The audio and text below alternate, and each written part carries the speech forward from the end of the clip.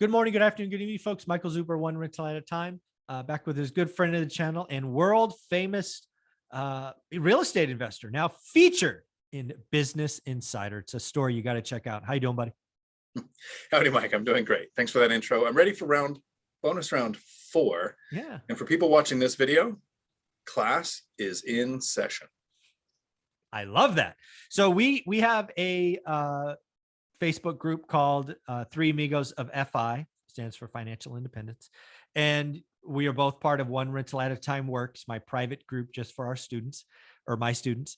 And I guess there's been a topic about bankability. You want to set that up and we can talk about it? Yeah, the questions come across a few times and in some direct messages. So I appreciate questions like that because it kind of points out topics like this that we might not have covered in depth enough recently. Mm-hmm.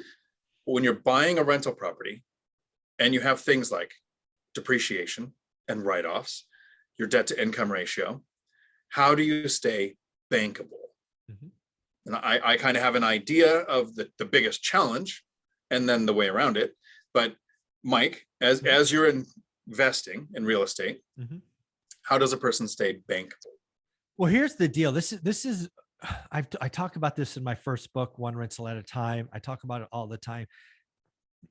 People talk about real estate markets, and I want people to hear me. Eventually, they're going to hear me. Like when I say hear me, you like feel it. Yes, we have a real estate market, but we have a lending market that you all are ignoring. Lenders drive the bus. Very few of us make cash offers. Lots of us write cash offers, but you and I both know those aren't cash offers. You're getting money from somebody. Lenders drive the bus. And I've been doing this for 21 years. Sometimes they're easy, sometimes they're hard.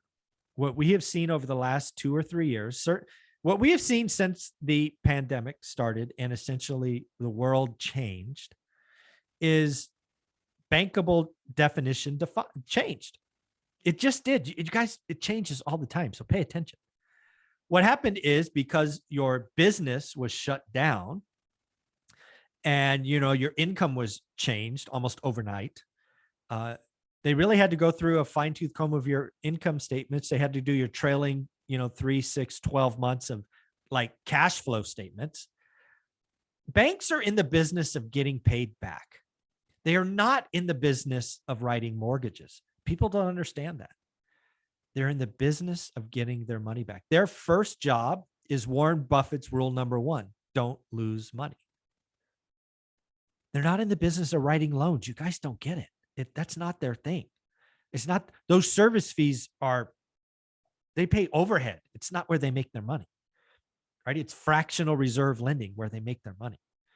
So being bankable means they have confidence they will pay you back. Now, 4 years ago, because I've been doing this a while, they would go in and they would manually back out depreciation because they know it's a non-cash expense. 10 years ago, they'd lend to you in a brand new LLC. They didn't care. An entity is an entity. They don't care if it's a social security number or an EIN number. Things change. As the environment changes, lenders change. Lenders drive the bus. So bankable today means cold hard cash. They can see it. No accounting gimmicks, no backing out, good credit, good reserves, real down payment, your money, not a gift. It's the strictest definition I have seen in my 21 years. And there are a couple of things that come up with the questions when somebody says, how do you stay bankable? In the beginning, your debt to income ratio is a factor currently, especially if you don't have rental income on your tax returns. When we're brand new, we think, I make $60,000 a year. I can qualify to buy a $300,000 house. So how do I buy another $300,000 house? Because I only still make $60,000 a year. Once you have a rental and you can show a lender that you know how to manage a property, to find tenants, screen tenants, place tenants, collect rent, do maintenance, you can show at least 2 years of rental income. Now lenders will start to look at the rental income of the properties you're buying and the ones you have. And some lenders are a little more strict. They'll want to see at least 3 months remaining on leases. So those month-to-month leases aren't as strong in a lender's mind as a lease with more than 3 months remaining, which confused me a little in the beginning. I was talking to the lender and I said, you're letting me make a 30-year commitment for hundreds of thousands of dollars because that tenant has a 3-month commitment. And the lender explained, well, we don't keep your mortgage. Yeah. We're going to sell it as soon as we close. We just want to make sure those 3 months are covered. Yeah. And the second thing, and you nailed it, Mike, the depreciation. We talk about one of the benefits of real estate is, and unless we do a bunch of flips, most years we don't pay any rental income tax because we have enough write-offs and depreciation to either break even or show a loss that we carry forward to the next year. And so the brand new investor says, well, if you're showing a loss, how are you bankable? They manually take out depreciation because that's a paper loss. It's not a physical loss. Mm-hmm. So what I do to remain bankable is I make sure my CPA understands. They've heard the term bankable, and if your CPA doesn't understand that, I would either find a new one or have a Dion talk with them and explain it. But my write-offs never show a loss. You can control what you take a write-off on. You can not say that you replace something because they're worried about you claiming you have a write-off that's not real. They don't care that you don't take a write-off.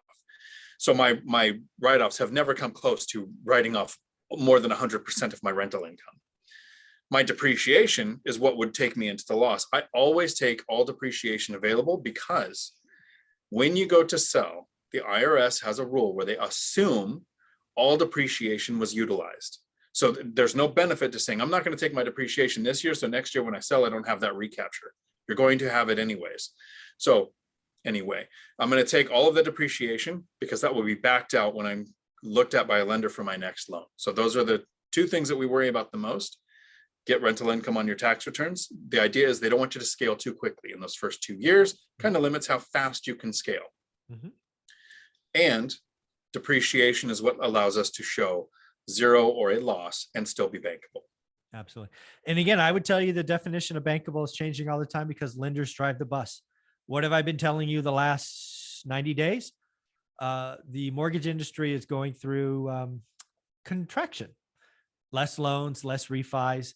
And as I've showed you in the last 2 weeks, all my lenders are saying, we're getting more creative. We're creating new products. So again, lenders drive the bus. You got to pay attention. You're already watching the real estate market. So watch the lending market. If you don't want to, watch my channel, watch Dion talk, because we talk about this stuff every single week.